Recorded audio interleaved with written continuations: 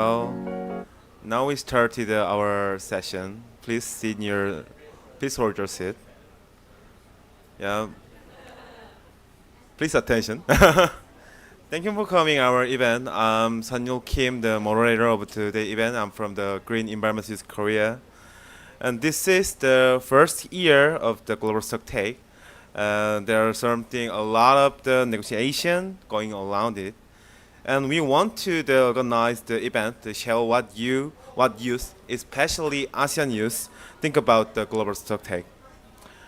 Before to start our event, we prepare some presents. Please hold your seat after in this whole event. And this event is organized by the Green Environment Youth Korea, the Korean youth organization. We established it in 2014 to respond to climate change, and with the vision of the tomorrow to the end of the climate crisis with our hand, we have been engaged in various activities. In particular, we participated in the COP every year and organized side event and communicated with around the world. And for this event, we are also joined the Climate Youth Japan and Taiwan Youth Climate Coalition and the Carbon Care Innolab from Hong Kong. I would like to take this chance to thank them once again. As the global stocktake does not evaluate the status of each country's commitment, so this event will focus on each country's policy. We will analyze the policy in both mitigation and adaptation and share case of the youth engagement in their own policy. And we will also have a panel discussion to discuss the roadmap to the climate policy and action. And Q&A session. If you have any question, please take the opportunity to utilize our Q&A sessions. Now let's open our main session. First up, Jie Lee and In-jung Choi from the GYK will be presenting on the Korean policy and youth engagement. Please welcome them with a big round of applause.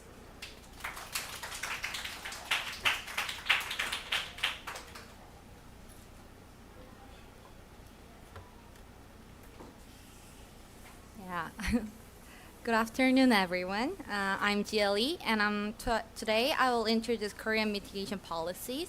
And following my presentation, In-jung Choi will delve into our analysis of the adaptation policies as well. Well, let's start with our overall NDC target. Our goal is to achieve a 40% reduction compared to 2080 by 2030. While specific sectoral NDC targets were revised, the total target remains unchanged. Among them, I'd like to focus on the top three emitting sectors: transition, industry, and transportation. Well, let's begin with the transition sector. Emissions in this sector are closely tied to power generation sources, mainly fossil fuels or renewable energy. While policies targeting core phase-out have led to emission decline since 2090, over 20% of domestic power still originates from coal. Moreover, there's been only marginal growth from 0.19% to 0.25% in the wind power sector. Hence, we will look into obstacles hindering the core phase-out and wind power development. Our government has announced a reduction in core power plants from 40.2 gigawatt to 31.7 gigawatt by 2030. Well, however, it's not an early retirement, as these plants are expected to operate for their full 30 years lifespan. We believe that the integrated cost reimbursement system poses a significant hurdle. Well, it fails to fully protect KEPCO's profits. Instead, it guarantees costs for private power companies constructing coal-fired power plants. Well, let's move into the renewable energy expansion. There is a target to increase it by approximately 2.21 times from 2023 to 2030. However, obstacles in offshore wind power development, such as community acceptance and licensing conflicts, persist. Well, in more detail, fishermen are seeking solutions to sustain their livelihoods, and business developers argue that previously obtained licensing rights shouldn't be revoked. Now, shifting focus to the industrial sector. Emissions notably decreased in 2020 due to the COVID-19, but rebounds in 2021. Primary metal and petroleum refining sectors are significant contributors, with major companies like POSCO and Hyundai Steel, along with the oil refining companies. Then let's dig into how the emission-dominated companies establish the decarbonization plan. The petrochemical industry involves initiatives throughout the entire production process, including the chemical recycling and bio-based businesses. The steel industry is much easier. They should just focus on the hydrogen-based direct reduction iron making. On the other hand, the government announced the top 100 key technologies for Korean-style carbon neutrality in May this year, and to stimulate public investment. However, both steelmaking and petrochemical technologies emphasize a long-term progress rather than short-term one. Hence, it's essential to offer greater incentives to produce long-term investments, such as utilizing carbon contracts for differences. Finally, the transportation sector. Addressing the transportation sector, road vehicles, especially internal combustion engines, are a major contributor to emissions. Therefore, the government mainly supports the transition to zero-emission vehicles. Let's see the budget first. The budget for the EV adoption and charging infrastructure was consistently increased. This even accounts for over 20% of the total budget of the Ministry of Environment. However, there seems to be a certain gap between the proposed adoption targets and the actual implementation. This challenge might result from the uncertainty in subsidiary reception, regional imbalance in charging infrastructure, and pending vehicle-to-grid integration legislation, and high dependency on battery raw materials, which make potential customers to postpone their car purchases to later time. Now, I will pass it over to In-jung Choi to discuss our analysis of adaptation policy. Please welcome her with applauses.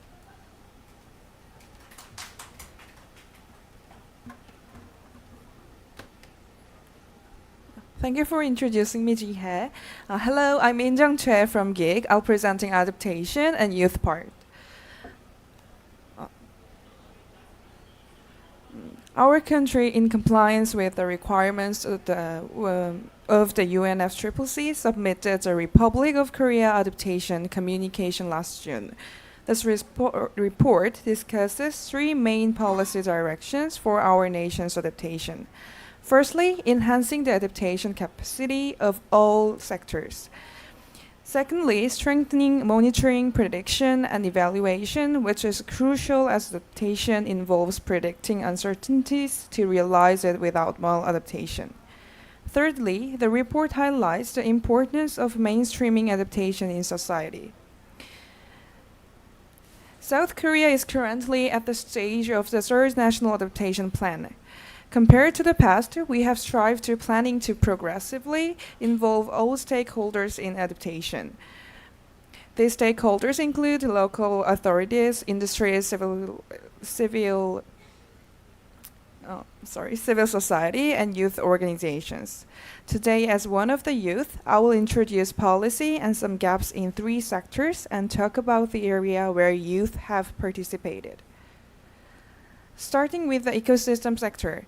This is based on the gap report by the Korea Environmental Institute, which assessed ecosystem adaptation policies from 2011 to 2020. The report identified gaps between adaptation targets and achievements across various indicators, with an overall achievement rate of only 20%. Experts have pointed out that the reason for this is the inadequacy of related data construction.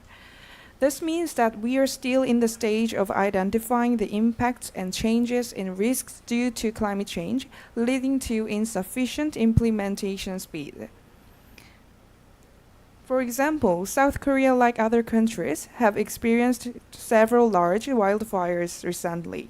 The Gangneung wildfires caused property damage amounting to 40 billion won.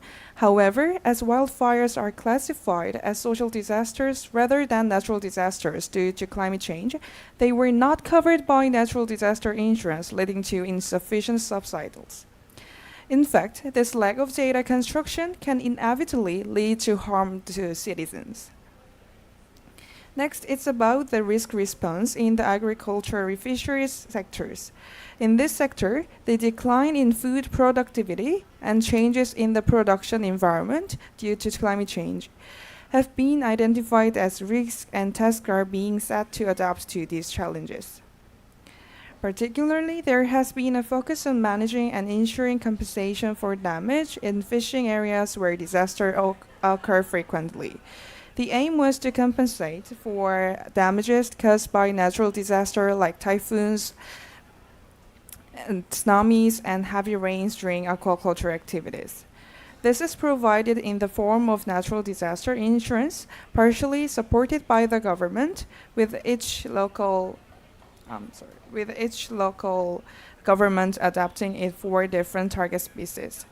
Additionally, efforts were made to compensate for facility damages caused by natural disaster, not just aquaculture products. The third, in health and welfare. This sector identified risks such as heat waves, precipitation disasters, and increased disease due to climate change, and aimed to establish adaptation measures accordingly. The graph below, based on research data from Greenpeace, shows the rainfall characteristics in Seoul, the capital of South Korea. As the graph indicates, the fundamental rainfall patterns in Korea are changing due to climate change. The average annual rainfall is increasing, but the number of rainy days is decreasing, and the duration of periods without rain is increasing, leading to more intense damage in a shorter time. The government has announced plans to proactively enhance climate change response capabilities, support infrastructure, and develop water management roadmaps and climate impact assessments. In Osong, a flood caused to burst, filling a 430-meter underground tunnel with water in just 2 minutes, trapping 17 vehicles and leading to significant casualties.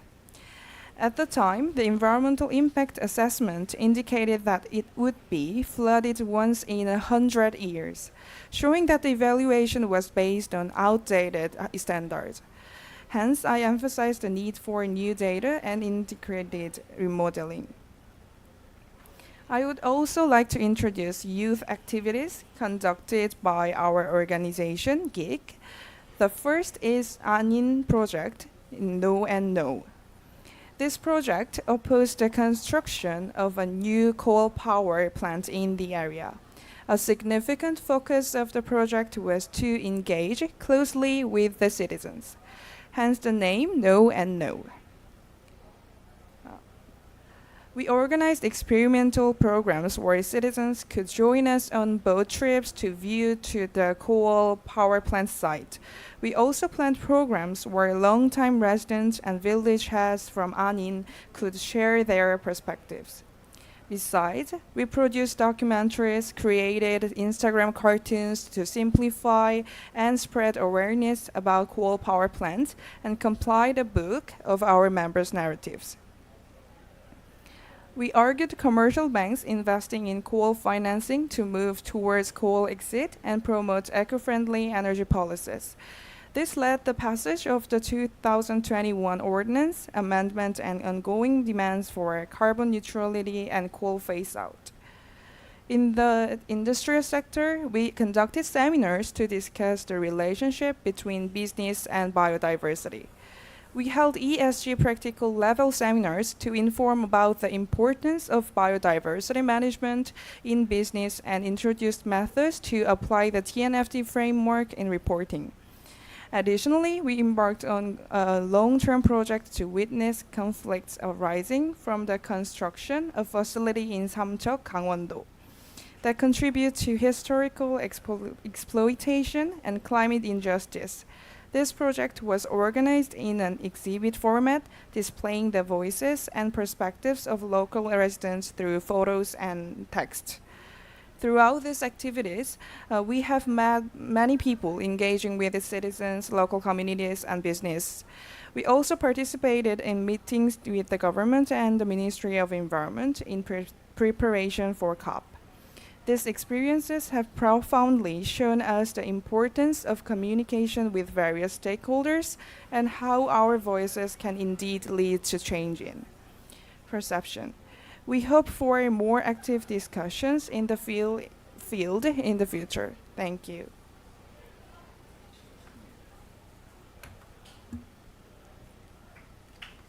Yeah, thank you for great presentation. Thank you for great presentation.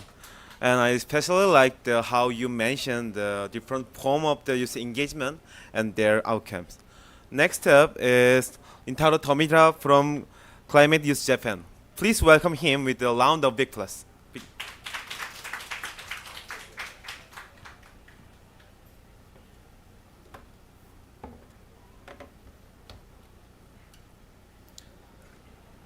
Okay.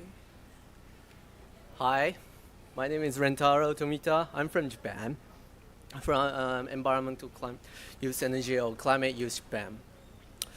First of all, I have something I would like to ask you all.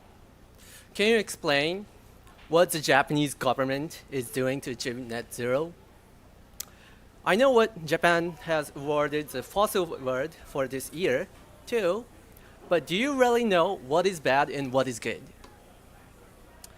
So as introduced, I will now explain some important Japanese policies over the past 5 years and what we are doing for youth engagement. This is a table of contents. First, I will introduce the Japanese government's NDC. Let's know the goal first.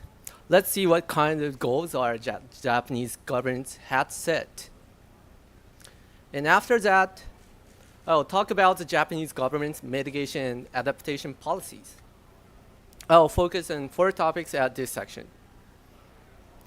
And finally, I'll introduce youth engagement in Japan, especially what our organization is doing. Okay, so first of all, knowing its goal. Japanese government has increased the NDC over the past 5 years. However, there are many challenges. So let me read these bullet points. Japan has set a 46% reduction in emissions compared to 2013 in its NDC. However, this includes LULUCF, which means forest-related credits. And excluding that, it becomes 42%. The previous NDC has a target of 23%, so although this has increased, further ambition is required.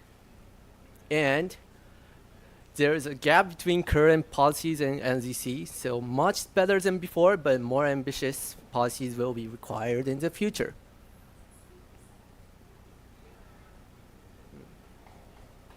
Okay, so that was the NDC goal. And this slide serves as a table of contents for the policy section. This is what we're standing right now, this one. And it is now said that Japan has endorsed a declaration aiming to triple the increased capacity of nuclear power generation worldwide by 2050. But for this presentation, let me introduce these 4 topics: green growth strategy, 6th strategic energy plan, and skip 1 and climate change adaptation act, and finally extend operating period of nuclear plants.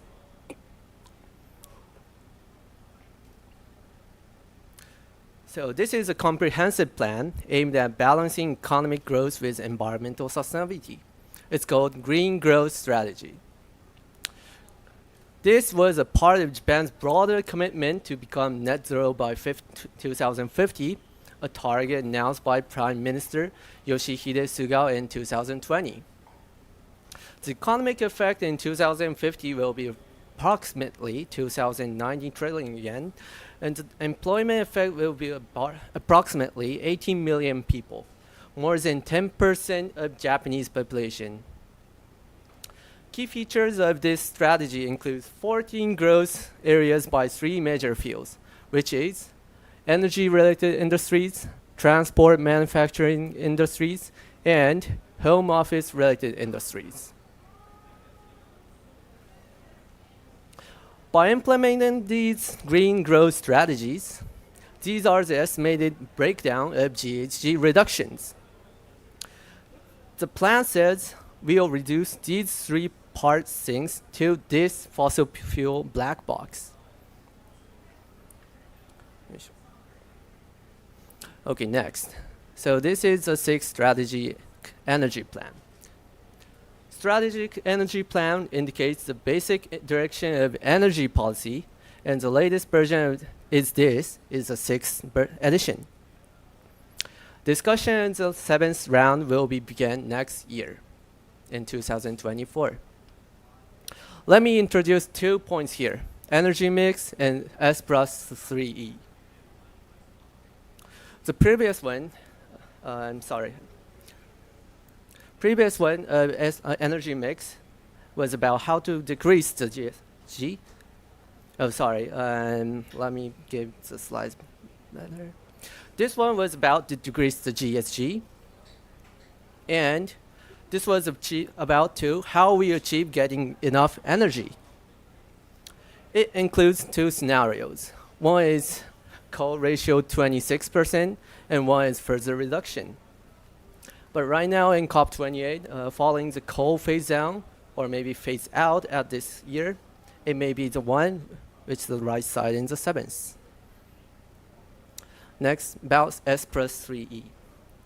The aim is to simultaneously achieve a stable supply of energy security, economic efficiency, and environment, and with safety as a main premise. This is a concept underlying the energy mix.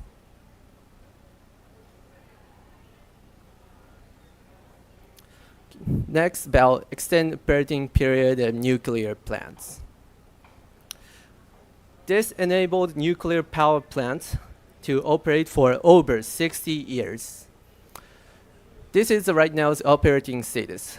It is said that it cannot be said that there are many nuclear power plants that are currently operational.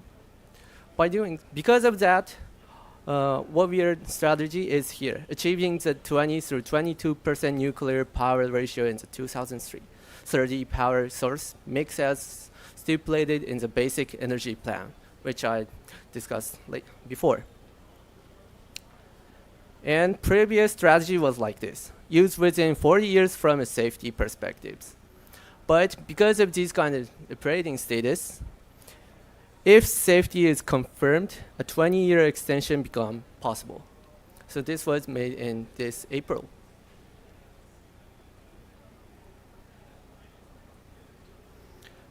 Okay, so these are about mitigation, and right now I'm talking about adaptation. So this is about Climate Change Adaptation Act. It is an appropriate response to the effect of climate change. Climate change impacts refers to the deterioration of human health of the living environment, the decline in biological diversity, and other impacts that occur on daily life, society, economy, or the natural environment due to climate change. So these 7 are the general outline, and it is also complicated, but these 7 below one is the adaptation measures were explained for each of the specific areas in this act. Okay, so these were the introduction to the main points of the Japanese government's policy. As you can see, if you line up the lines, there are still few policies regarding adaptation. Next, I will introduce youth engagement in Japan. As we move on to the youth engagements chapter, let me first introduce who are we and what our organization are doing. We, Climate Youth Japan, is an environmental youth-led NGO which was founded in 2010 by the Japanese youth who participate in COP. Let me introduce only our goal. Our goal is to be involved in the decision-making process of society to achieve the Paris Agreement. For this year, Climate Youth Japan sent about 6 members to COP. We do 4 major things. One is event organizes. Second is policy proposal. Third is speaking at events. And last, cooperating with the world, like this area. Here are some more specific slides. Let's start from the left upper part.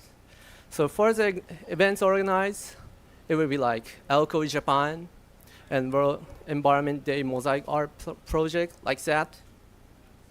And for the speaking at events, it would be like ASECCC and COP27 Reflection, and speaking at high school or any other city events. We are also planning to do COP28 Reflection this year too. And for the cooperation with world, it will be like COP, COI, and OCOI. And finally, about the policy proposal, it would be like policy proposal to ministries and also mayors and even companies too. These 4 major things are supplemented through regularly held study session and discussion with the expert. Expert would be, for example, with IGES, Institute for Global Environmental Strategies. But there are many issues left unanswered in policy proposal. We are making policy recommendations because there is a gap between NDC and policy. However, it is unlikely that they will actually be reflected in actual policy-making process. This is a very deep problem in Japan. So this is what we are wondering right now. So this is COP28. We are now pushing out the Youth Council. We are wondering if we could create a system that would allow Japanese youth to get involved in decision-making process, even if only a little. And what we are thinking right now is Youth Council. Youth Council is a platform which we can directly, regularly, and interactively be a part of policy making. This was already worked on in UAE here and even in EU. 99% of EU countries are already implementing the Youth Council. And so this was why. As I said, the problem is lack of youth inclusion. And right now, current situation is like this: non-transparent policy recommendation and unofficial and regular opinion change. And we are thinking and planning to solve these problems. And even on COP28 on December 2nd, we've already had a presentation with Switch. Switch is a youth platform that aims to realize a sustainable society. Moreover, this Youth Council is still in the conceptual stage, and we envision that we will work together in Asia in the future. If you are interested, please let me know later.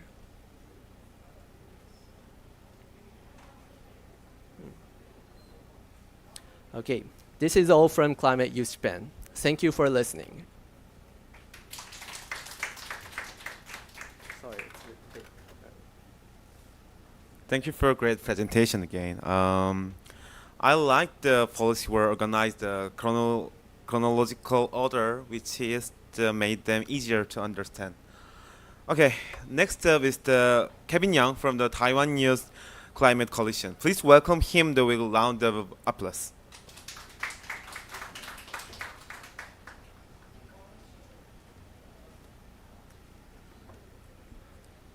Okay, hello everyone. I am Kevin Yang from Taiwan Youth Climate Coalitions, and it's an honor to be here, COP28, Korean Pavilions, to talk about Taiwan's mitigations and adaptation plans,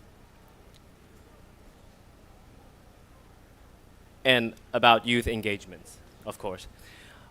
So we all know that we are at climate emergencies. So there's a lot of severe climate crisis happening in Taiwan. On 2020, we encountered the hottest ever summer in Taiwan. It's up to 40.2 degrees Celsius. But the record had broke recently. Last year, it reached to 40.7 degrees Celsius, which is very hot. Can you imagine how hot is that? You can even cook an egg like on the asphalt roads. Yeah. So despite the heat wave, we also encountered a lot of droughts. We have less water in the summer times. So you can see there's reservoir drying out, and people have no choice to seek refuge in God, hoping that God will give us some rain. Okay. And not only the water is too less, also we are facing too much water. So there's a lot of typhoons, severe typhoons coming up. Like this year's, we have encountered the world's third most powerful wind gust ever, and creating wave up to 7 meters high. So it caused a lot of floods in Taiwan. So overall, according to the research, the average surface temperatures in Taiwan will increase 1.6 degrees during the past 110 years. And dry seasons will become longer, and also will encounter severe typhoon increase. And yet, we are still emitting 263 million carbon dioxide into the air, making it world's 22nd largest emitter. Fortunately, we have some good news. Like last year, Taiwan has set a new goals for cutting emissions by 20 to 25% by 2030. And also, Taiwan passed the climate law with carbon fee systems and 2050 net zero goals this year. So it's happening just in January this year. So it doesn't come easy. We took a long path to come to this point. We have declarations of the 2050 net zero goals targets in 2021, and we have a lot of discussions, planning, legislations, implementations, and then until this year's January, the Climate Change Response Act has officially entered into force.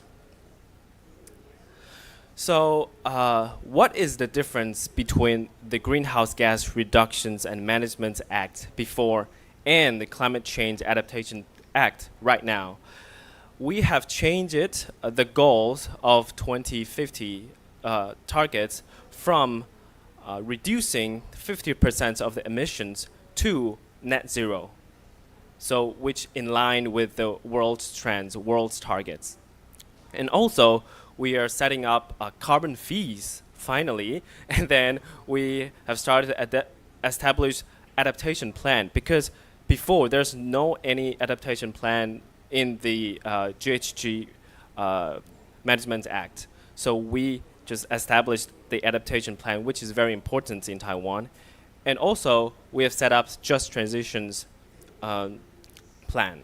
Okay. So also another news is we have seen some sign of decoupling economics growth from greenhouse gas emissions, which I think it's a good sign. So overall, what is the Taiwan's 2050 net zero transition goals? Actually, we have set up 4 strategies and 2 foundations. 4 strategies including energy, industrial, lifestyles, and social transitions. And the two foundations is technology R&D, which include net zero technologies, negative emissions technologies, and climate legislations, which include regulations and policy, carbon pricing, and green finance. Under this whole pictures, we have set up 12 strategies to implement every transitions to different sectors and different fields. So 1 to 5 is mostly about energy. We have wind, solar, hydrogens, and a lot more. And we also have CCUS, carbon capturing and storage. We also have electric vehicles policy, and carbon sink, green lifestyles, green finance, and just transitions. And also, we have updated our NDCs. As you can see in this graph, we have set up 24% carbon reductions by 2030, which is not actually quite ambitious if compared to the world average of 43%. And also, we have set up net zero emissions plans. So there are non-electricity fields and electricity fields. Of course, we will start to decrease the reliance on coal and boosting our reliance on other renewable energy, including hydrogens, bioenergies, and also by electrifications. And for the electricity sectors, we have to change those what we call gray electricity into green electricity. So we are trying to boost it from low carbons to zero carbons. And we are expected to reach our net zero goals at 2050. And we have set up different milestones in different, but by different times. So first, of course, from now on, we will stop. There's going to be no any coal-fired power plants built from now on. And also, by 2030, all urban publics and official cars are electric. And so for the energy, we will have to reach 40 gigawatts of wind and solar power capacity by 2030. And by 2040, 50% of existing buildings are upgraded to building emergency efficiency class 1 or nearly zero emissions. And 100% of our cars and scooters will be electric. This is a quite ambitious goal. And at 2050, we hope that 100% of the buildings and over 85% of existing buildings will be nearly net zero emissions. And also for the energy, 60% of their electricity are from renewable energies. And despite the mitigation plans, we also set up an adaptation plans. So the adaptation plans including 9 areas, including capacity building, disasters, infrastructures, water resource, land use, and etc. And so we'll have a lot of measures to implement it to improve countries' adaptive capacity from environmental impacts to help build a resilient cities.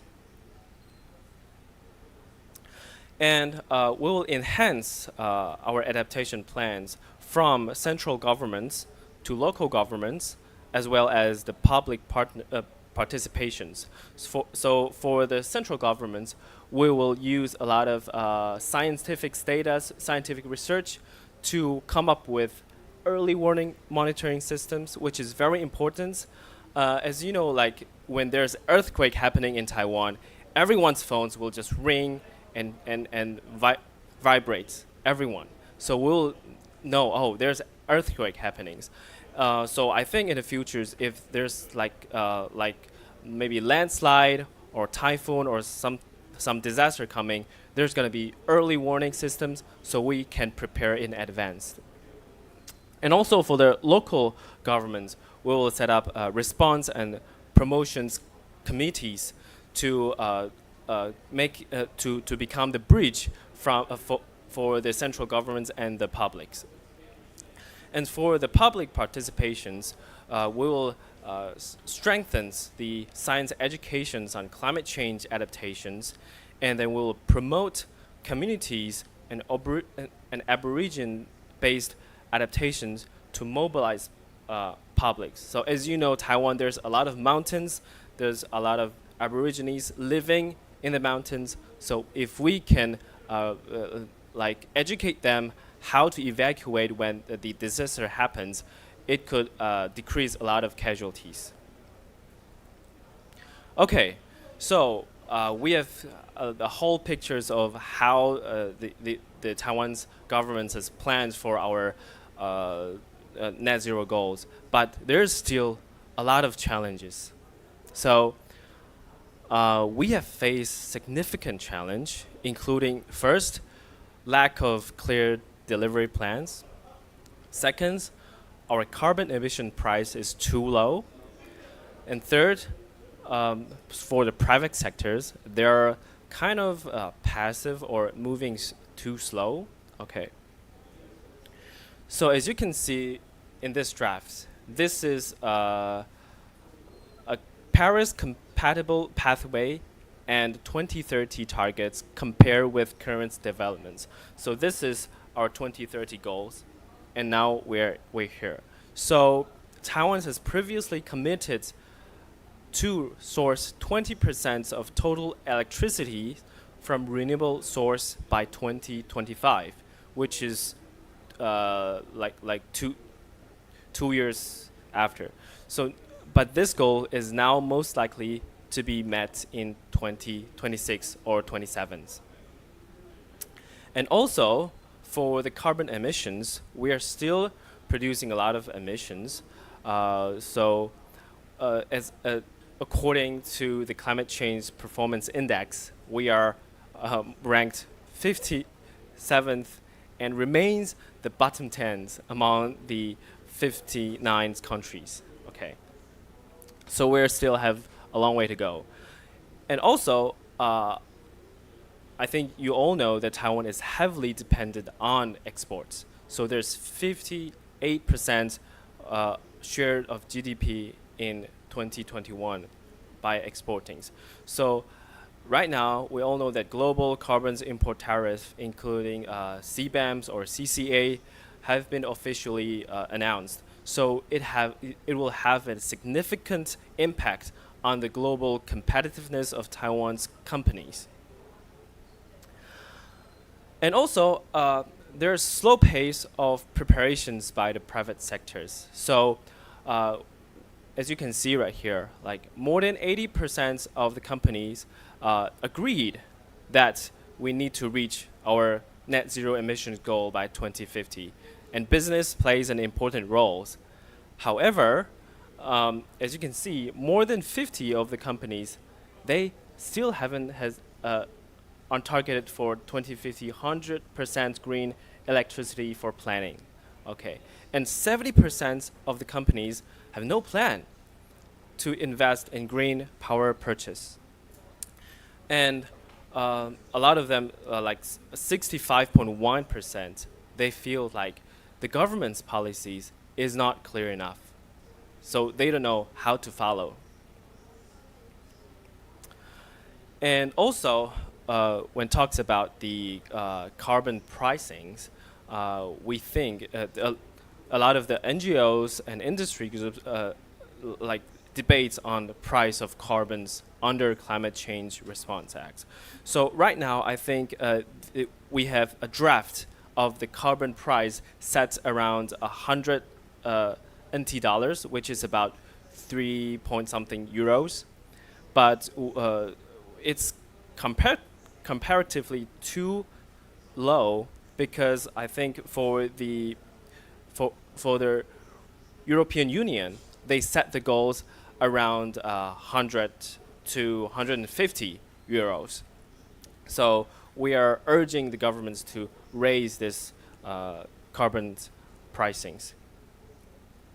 Okay, so among all these problems, what can we as a youth do to change these situations? So we are TWIC, which is Taiwan Youth Climate Coalitions, and we established in 2009, and we are the first youth environmental NGOs in Taiwan. So all of us are volunteer-based. So we committed our times after school or after works to come up with these teams to cares about the climate change. So we tackles with climate change. We believe in youth power. We hold the non-profit natures. We take actions for climate empowerment. So we tackle on four main focus: youth empowerment, local affair explorations, national policy campaign, and international negotiating trackings. And we also, in Taiwan, we do a lot of climate advocacy, including a lot of topics. So one of our main topic this year is just transitions. And also we are discussing about the carbon pricings and net zero emissions, adaptation policy. So I think if it is not because of a bunch of youth and also the public sectors are pushing urgently, I think the policy won't be passes so fast these years. Okay. And in this year's, we set up a just transition workshop. We gathered 30 youth and from 15 to 30 years old, and we discuss about what is just transitions and what should we do. So we have two different scenarios to discuss about. One is about the industry transitions from fossil fuels vehicles to electric vehicles, and I think every one of you knows that Taiwan has the most crowded intense density of scooters in the world. There is a famous pictures called the scooters waterfall. Yeah. So we have a lot of scooters, and if we wanted to transform all of the scooters from petroleum to electricity, that's gonna cause a lot of industrial shift and conflict. Okay, and another side we discuss about energy transitions, which we have a policies called symbiosis of fishery and solar energies. So if we combine these two industries together, there's also going to be something maybe controversial, or there's going to be some stakeholders are affected. So we discuss like where are we now and what we can do to make these transitions more smoothly and more just. And not only this, we are focusing on green job and environmental educations. So this year's, we are very honored to be invited by the Japanese to attend ELCOI Japan. So we shared about our green jobs to let more and more youth knows about this, what kind of jobs are suitable. And also we have spread a lot of green career interviews on social medias, including SDGs or ESGs or everything that related to green jobs. So we're hoping, because we are good at social media as a youth, so we think by these method we can reach out to more youth in Taiwan to let them know they can do their small contributions to the to their career and to their environment. Okay, so last but not least, we are the first generations to face climate emergency, but we're the last generations that can save the planet. So if we as a youth can become the bridge when we go into the let's say, labor society, or when we go to work, we can become the bridge to boost up, to accelerate the transitions, to make a company more greener. I think that's what we're going to do in the future. So thank you. This is my presentations. Thank you for listening.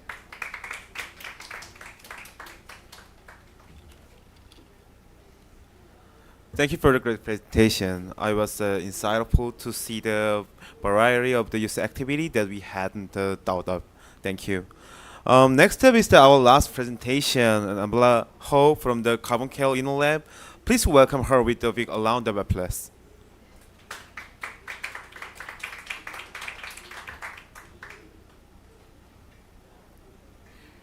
So hi everyone, I'm Annabelle and I'm the representative of CCIL and I'll share about the mitigation and adaptation policy in Hong Kong. So may I know how many of you have been to Hong Kong before? One hand, 2, 3, 4. Okay, not many people have been to Hong Kong. Yeah, so maybe I will describe more about Hong Kong with you so that you can imagine how climate change is affecting Hong Kong at the same time. So Hong Kong, actually, you can see over here, it's a very dense city. There are a lot of high buildings, and a lot of buildings are really centralized in one place. And also, you can see there are many living places. It's just like that. And however, at the same time, there are many nature in Hong Kong too. As you can see, there are mountains and there are sea too. So please let me know if you come to Hong Kong. I know all the good place to go for food and also all the good scene. Okay, so let's start with the video that taken from Hong Kong recently.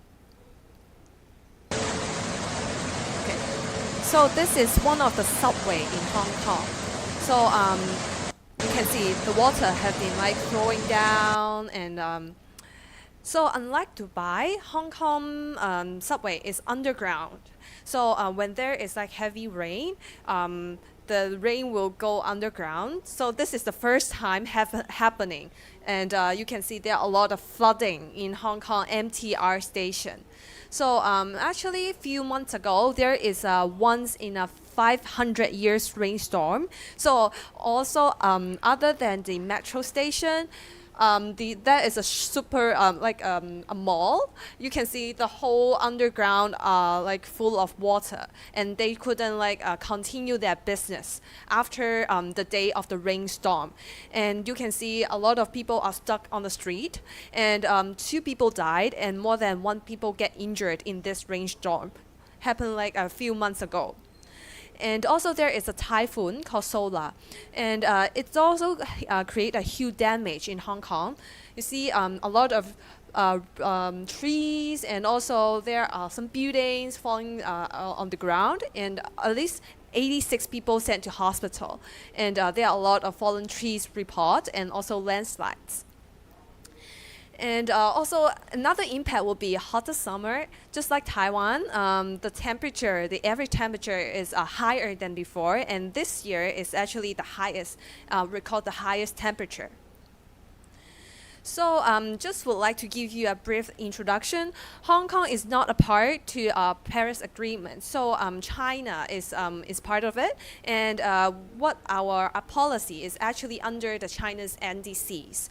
And so for our environmental strategy, it mainly led by the Environmental and Ecology Bureau and also the Environmental Protection Department. So for the carbon emission in Hong Kong, unlike Korea, there are a lot of maybe industrial business. In Taiwan also have agriculture, Japan agriculture. But in Hong Kong, main carbon emissions are by electricity. You can see it's from the buildings. So I mentioned earlier, Hong Kong is a really intense city. So a lot of electricity has been generated because of the building. And also transportation and waste are also the main reason for the carbon emission. So when we talk about climate change policies, we do not separate it into mitigation and adaptation policies or adaptation policies. So as you can see, actually the main one will be the Climate Action Plan 2025. It combines both adaptation and mitigation policy. And there are, of course, Hong Kong budget and policy address, which mainly address the financial side and also the policy side of Hong Kong. So for the Hong Kong Climate Action 2015, it was launched in 2021, which is not long ago, 2 years ago. And the overall strategy is included, also the plans and target on what we can do for Hong Kong. And we actually hope to achieve the carbon neutrality before 2015. And the climate budget is allocated around, if we change into USD, will be around 30 billion in order to combat climate change in the next 15 to 20 years. Okay, so if you are interested in Hong Kong Climate Action Plan, you can scan the QR code over here. So this is a really brief summary of what Hong Kong is doing. And the budget, actually, they also talked about climate change in the budget, but of course, less content. But there are 4 main areas, including the Climate Tech Fund, Green Tech Fund, the new and energy transport, food, how to reduce food waste, and also countryside conservation. And for the policy address, it's focused on more waste management, hydrogen energy, and electronic cars. So later on, when I talk about mitigation and also the adaptation policy, I will focus more on the most important carbon emission that we mentioned earlier, which is about the waste, energy, electricity, and also green transport.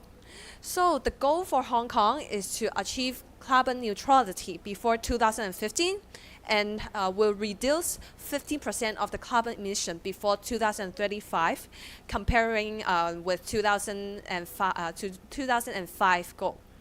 And actually, the Hong Kong government have already allocated over 47 billion to implement all the measures. So let's start with the net zero electricity generation. So Hong Kong government promised that they would like to increase the share of renewable energy from 1 to 15 before 2050, and also increase renewable energy supply through government developed facility. So at the same time, I would like to share what is our view as a youth, because we, of course, it's good to have this measure, but are the government doing enough? So under the box, we, as under CCIL, our youth delegates also discuss about that.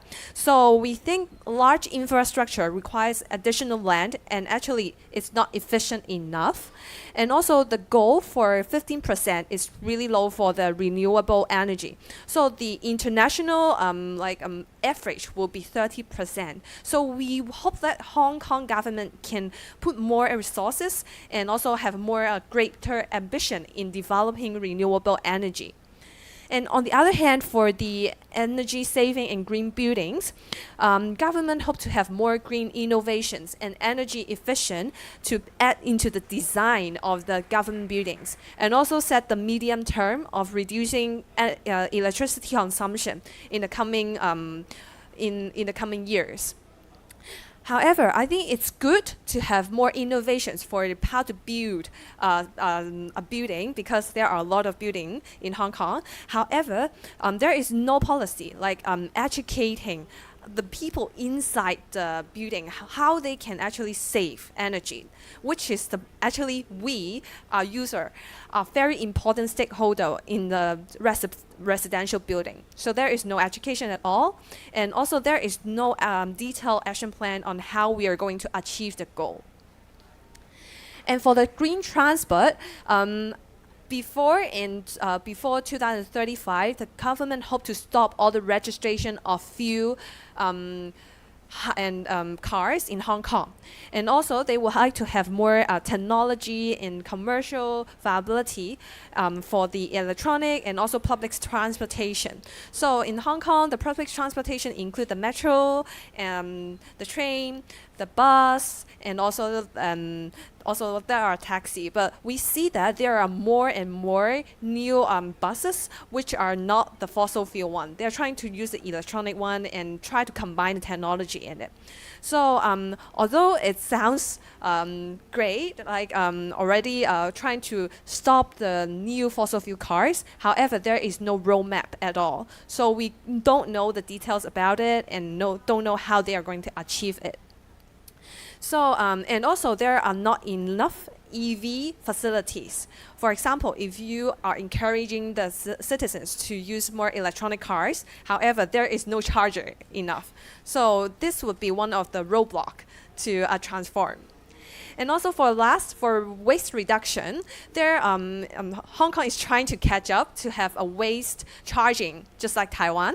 And also we are having also other waste reduction recycling initiative. So in every locations, there are 18 districts in Hong Kong. They try to have some recycling company, which called Lok Zoi Koi Koi. Like every district is also green, the meaning of it. Yeah, and help people to recycle their waste and also rubbish more conveniently. And also there are green bonds to actually allocate some money to develop waste reduction and also other green initiative. However, there is no solution for food waste. So actually, there are more than 30% of the waste are from food waste. Hong Kong people really like to eat. There are many yummy and delicious food in Hong Kong, but there is no solution right now. So all of them still go to the landfill, and we hope to see more innovation for and also solution for the food waste. For the adaptation, I'll just share the brief overview first. So there is like a strengthening of infrastructure. So Hong Kong is actually have a very strong development and also the resources on the infrastructure. So they would have more study on the resilience on the Hong Kong government under the extreme weather, how it gonna to affect us, and also how can they like will solve this problem immediately. So have an emergency plan, and also they have the study on potential impacts on the government infrastructure on the extreme temperature.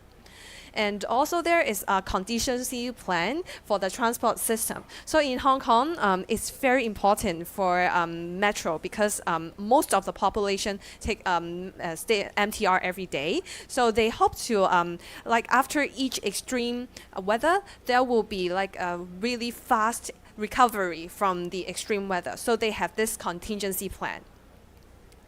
And also there is emergency alert system that, which help to alert us when there is like extreme weather and remind us what can we do when there is like something happened like suddenly in Hong Kong, and also help to the government would like to reduce the flood risk. And of course I mentioned infrastructure side actually is really good and is very oriented. And however, on the other hand, there is we will see this adaptation plan is infrastructure oriented, not people oriented. So in Hong Kong, there are people living in the cage house, very small flat. Actually, no funds are helping them. And also, when there is typhoon, who is going to help them? So no people element in this adaptation policy. And we hope to add more human well-being and also neighborhood level in this plan too. So for the youth participation in all, like in terms of the policy, of course, there are some advisory committee, but we couldn't see there are a lot of youth can participate in creating their policies. Only few of them are selected. And also for the climate change education, it was really separated. For people who want to study climate change, they can study in university, but not in maybe primary school, elementary school. But we understand that this is actually the key to solve it, because you have to learn it when you are small, and then also you have to have climate action like individually. So we hope to add more element in the curriculum. So for CCIL,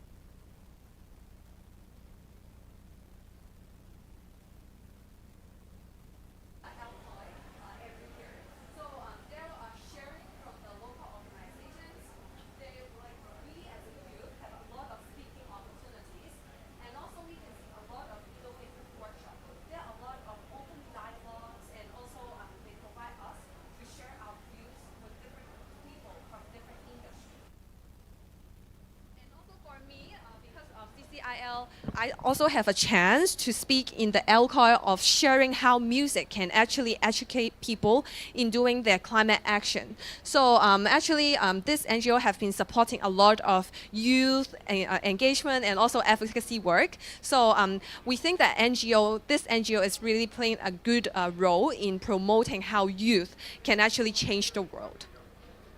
So if you're interested in CCIL or my project about the music and climate change education, feel free to follow us, and we are happy to share more with you too. Thank you very much. Thank you for your great presentation. And you're really good at unexpected situation, I think. It's an organization that echo every year, so I think there's a lot of learn from this presentation.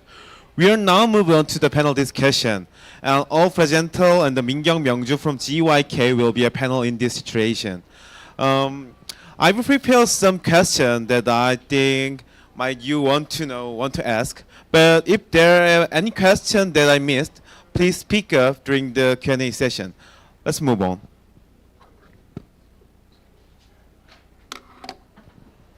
Please come forward, all the panelists.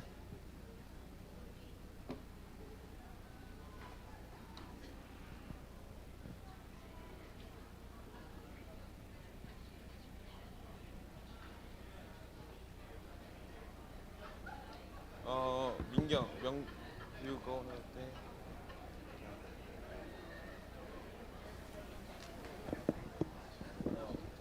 Yeah, please in there. Yeah.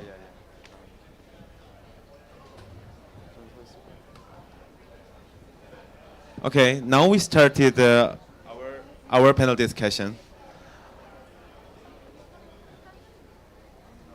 Oh, 네. Okay. I have some question. I already said the first question. What do you consider as the most significant challenge in your country?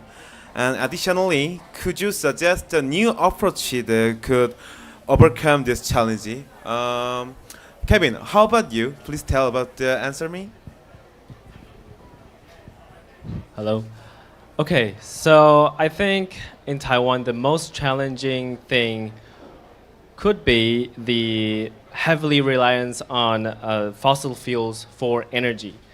Because as you know that Taiwan is a small island, we don't have much resources, so all of the energy resources we have to import it from other countries.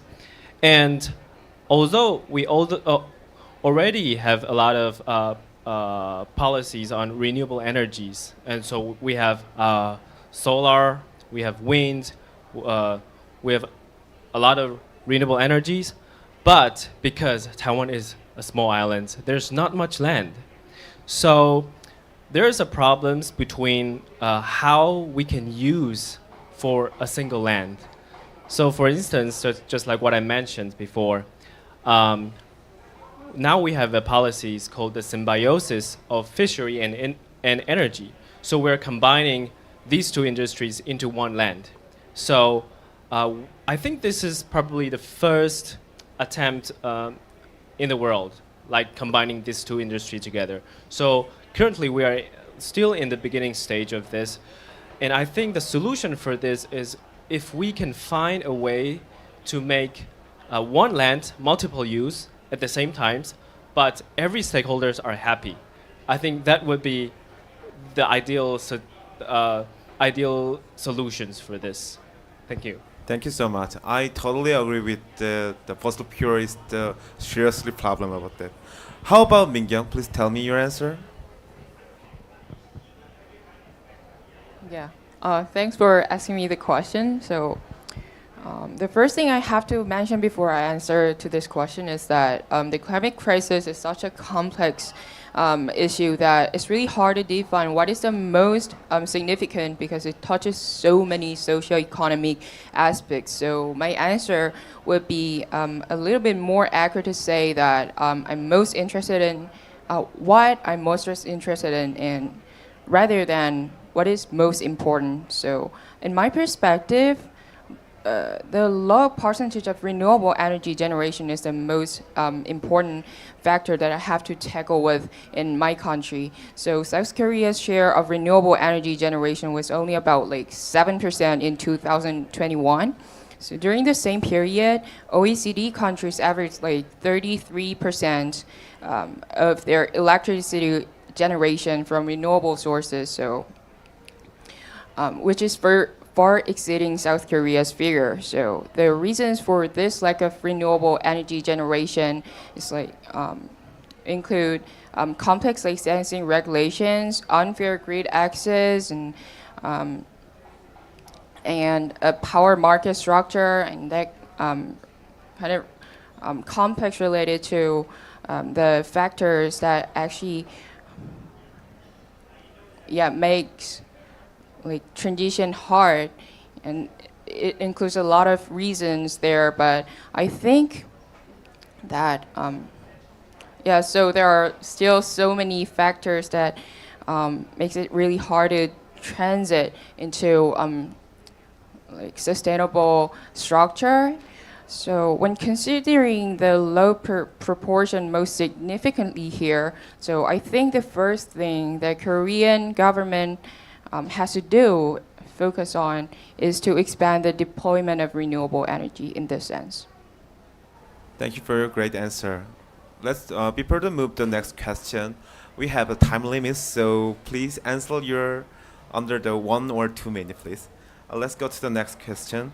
Is there any case where the cooperation with the other countries act as a key point in the process of the implementing national policy? Or what activity do you think you need? Myungju, please tell your answer.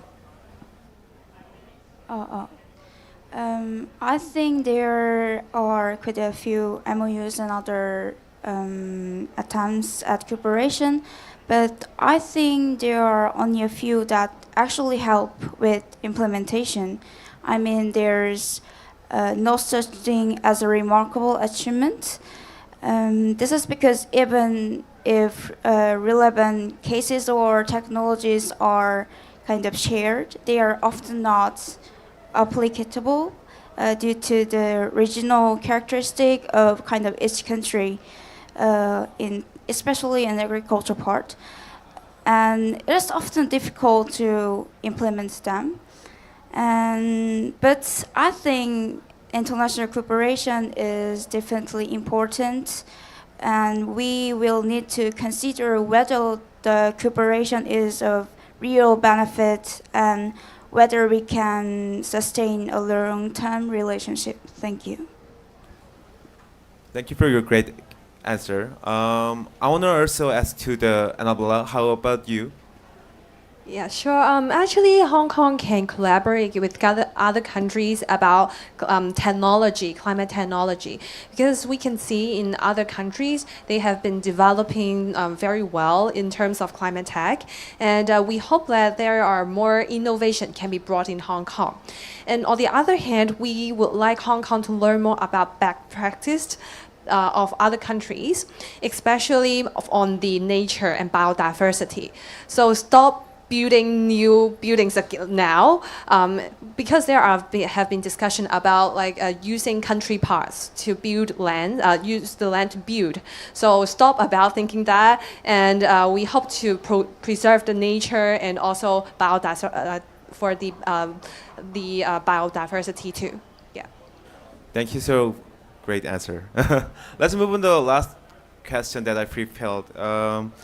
It's really close to the name of our side event. In terms of the global Stocktake, do you think the country is responding well to the global effort to the respond to climate change? How about Tomita to the Japan? Yeah, sure. It seems it's getting better, but it's still not enough.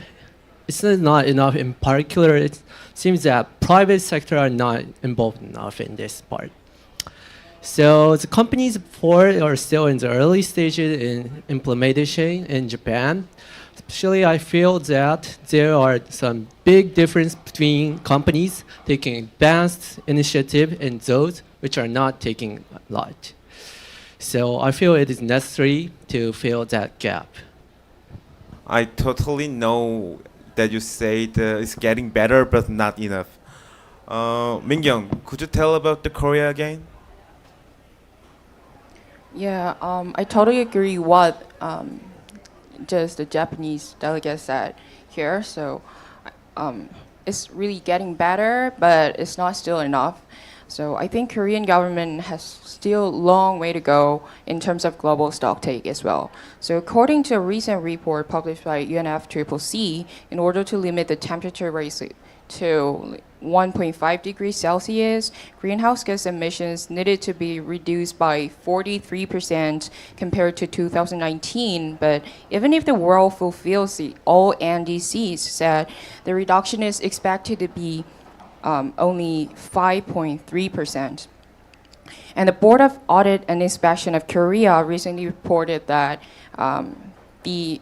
only like 2% of Korea's NDCs have been implemented, and that this is due to the fact that the GHG reduction targets were set in an unrealistic manner. So in that particular, 56% of industrial sectors' GHG emissions are expected to be difficult to meet due to lack of mitigation measures and low feasibility. But from global perspective, the NDC should be strengthened. But the domestic reaction seems to be a little bit different the way we have to go. So in this sense, I think it is really difficult to say we are enough in terms of global stocktake. Thank you. Thank you for your great answer. I think we should more consider about how to engage to respond climate change and adaptation. We heard about the great answer to our great panelists about the question, and now we next move on the Q&A session. If you have a question, please raise your hand and please sure introduce and tell about your question. Okay. Hello everyone, I'm Hyono Take. I'm from Japan, but I'm not actually the climate youth, but I'm a youth for education, and I'm a youth for Global Partnership for Education Japan, and I'm also a UK youth for Wilton Park. And working as a youth ambassador both in Japan and the UK, what I realized is that for Japan, it was a bit more difficult for youth to be involved in the political decision making rather than the UK. And so my question is for everyone, but especially for South Korea, Taiwan, and Hong Kong, on how your perspective is on youth inclusion when it comes to decision making and policy making, and if you are facing similar difficulties to Japanese youth, at least in my perspective from education, what do you think is the best solution for it for now? So I just wanted to ask on the youth involvement. Thank you. Your question. Who want to answer first?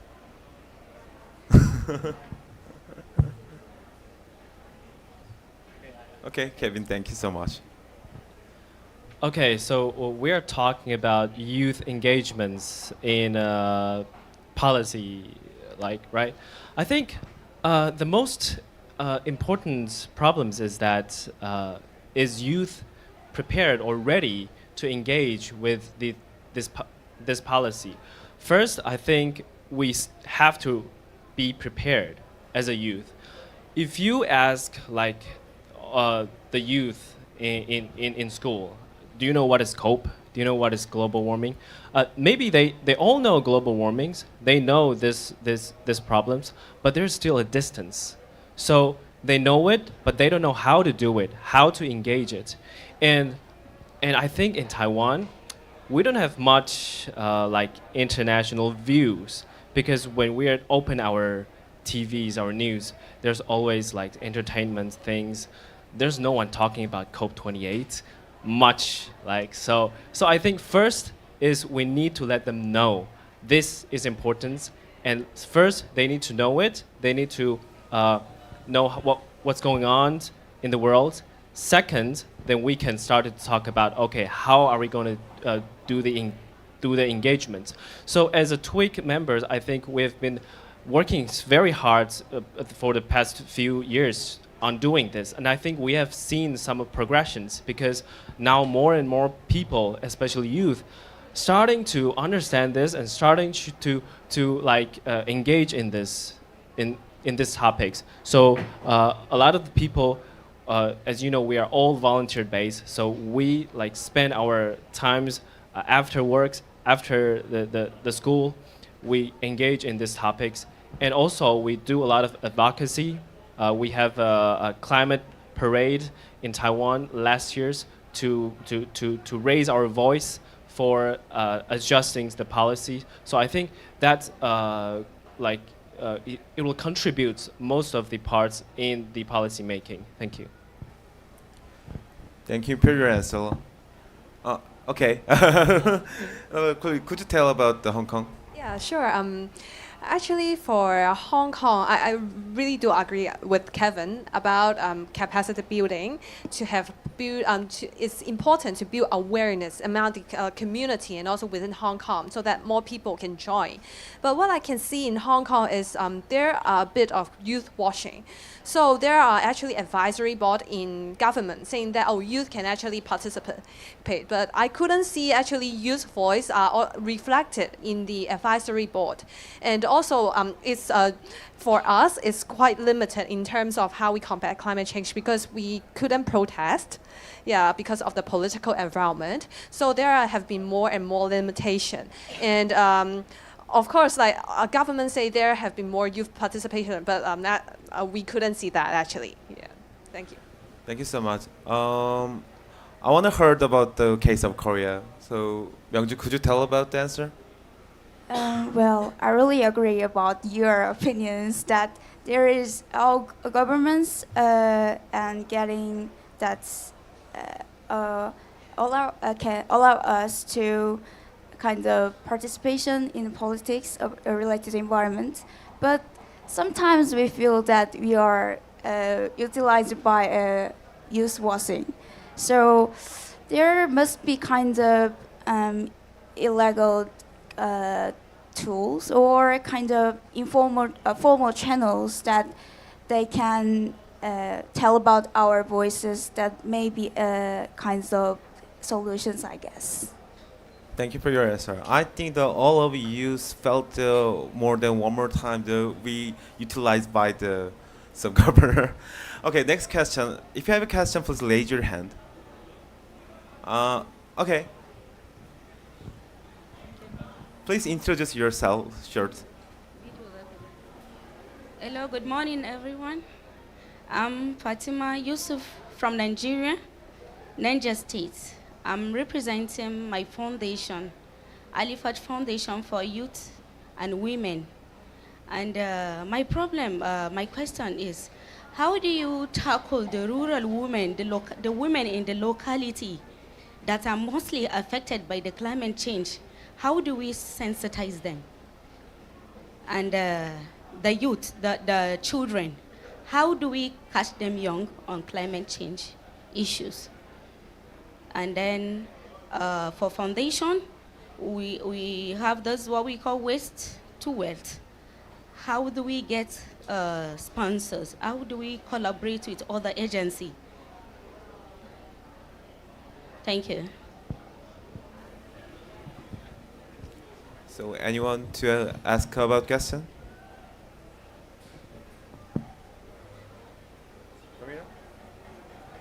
Go ahead.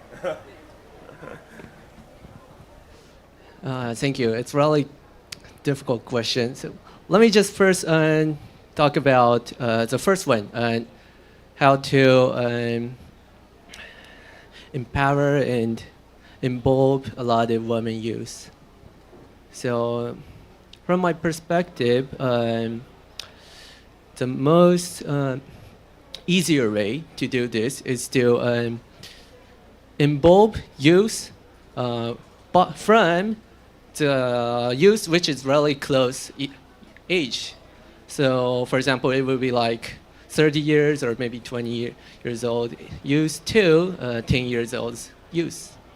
So right now, for example, in Japan, there's so many like websites, so many places to know a lot about climate change related issues. But for the youth, especially for the youth, it's too hard to understand, and they don't even want to know because it's too far from their language, what they want, what they use for the words. But from the closer people, maybe it will be us, and for about the gender, maybe it will be the gender-related people. For example, like for the women, it will be women, maybe. It would be much more easier for them to understand what they are doing, what is going on in the climate change related issues. So that is only for my first one question. Thank you so much. I think we should close the Q&A session because the interest of our time. So if you have any question more after this side event, please ask to the panelists or me to directly or contact to this link is there. So this is a finish of our side event. Thank you for coming our side event, and I think we'd better take a photo together. So please come up forward. Let's take a picture together.